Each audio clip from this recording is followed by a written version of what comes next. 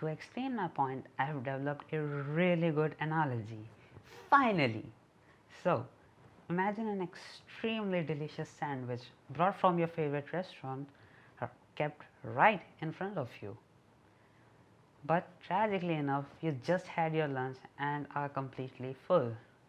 What do? Well, you dream about it. You think about all the sublime salads, the submersive sauce, the catastrophic cheese, and then suddenly your brother arrives and he's going right in the direction of your sandwich.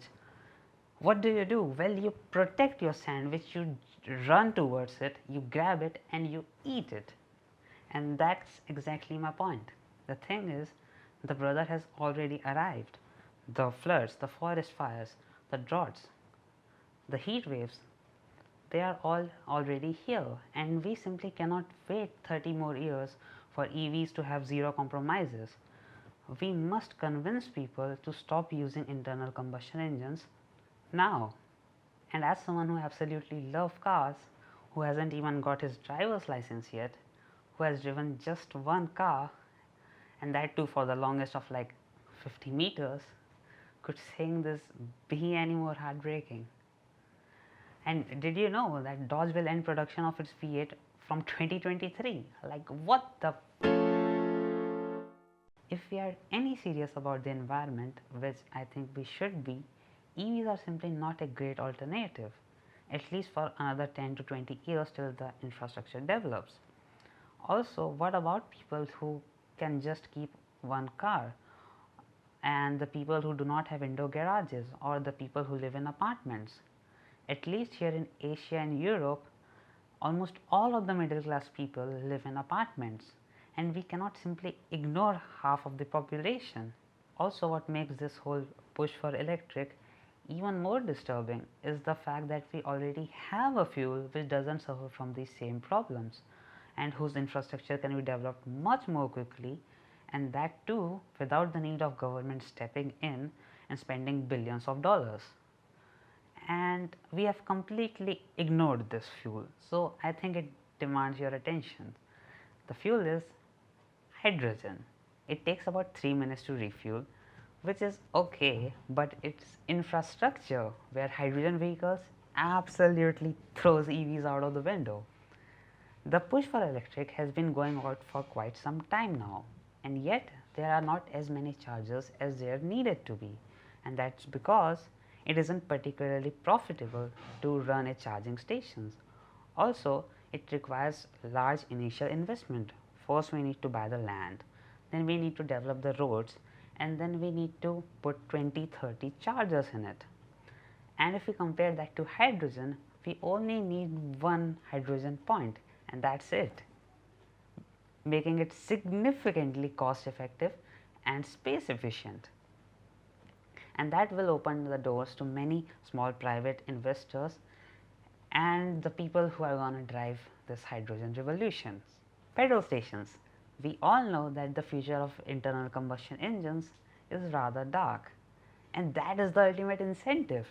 If these petrol stations want to remain profitable, they must adopt the new fuel, and if it's going to be electric, they first need to demolish their stations and the 5 buildings around it just to make the space, which isn't particularly cost effective and is downright impossible in most scenarios.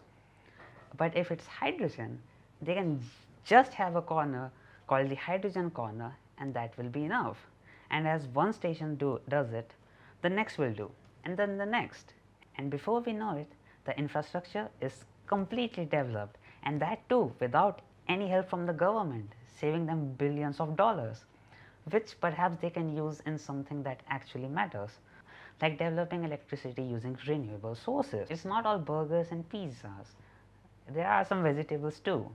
The reason people ignored hydrogen vehicles was during the production of hydrogen, we are first using electricity to convert water into hydrogen, and then when it goes into the vehicle, it adds oxygen to it, and then it produces electricity again.